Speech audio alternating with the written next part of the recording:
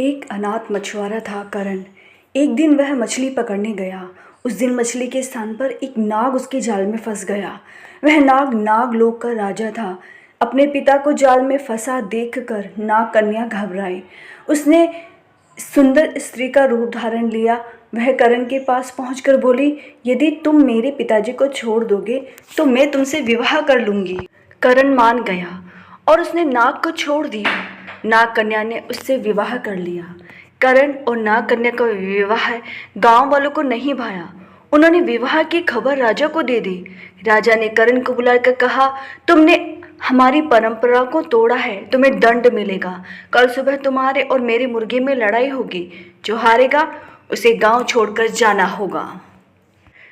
दूसरे दिन राजा और करण के मुर्गे आपस में भिड़ गए। नागलोक का मुर्गा अधिक बलवान था, इसीलिए राजा का मुर्गा हार गया। परंतु वह बोला, करण, इससे फैसला नहीं हो पाया है। अतः कल सुबह जो टोकरी नदी को उल्टी दिशा में बहा देगा वही विजय होगा। करण के लिए नदी के बहाव को उल्टी दिशा में मोड़ना असंभव था। उसने यह बात नाग कन्या को बताई।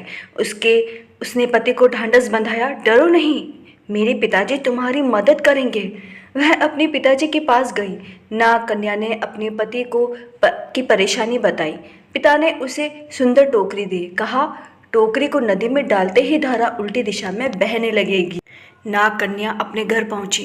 उसने करण को सारी बातें बता दी। करण ने टोकरी नदी में डुबो दी। इस पर तुरंत नदी का बहाव उलटकर राजा के महल तक पहुंच गया। करण खुशी से झूम उठा। वह राजा से बोला, राजन, मैं जीत गया हूँ। शर्त के अनुसार आपको यह गांव छोड़कर चले जाना चाहिए। राजा कहाँ हार मानने वाला था। वह बोला, इस निर्णय को भी अंतिम नहीं माना जाएगा। अब हमें युद्ध करना चाहिए। इसी युद्ध से निर्णय होगा। करण भागा भागा अपनी पत्नी के पास पहुंचा और सारी बातें बताई। राजा के पास बड़ी फौज थी, परंतु करण तो अकेला था। नाग कन्या उसकी परेशानी सुनकर फिर नागलोक में पहुंची। वहां से वह सोने का ढोल और उसे बजाने की छड़ी ले आई। सुबह राजा अपनी फौज के साथ लड़ाई के लिए आया। करण पहले से ही तैयार था। राजा और फौज को देखकर नाग कन्या ढोल बजाने लगी। ढोल की ढम ढम सुनकर वृक्ष, जानवर, घास, पत्ते आदि नाचने लगे। राजा और सैनिक भी हथियार फेंककर झूमने लगे। अब करण और उसकी पत्नी नाग कन्या गांव के राजा रानी बन गए।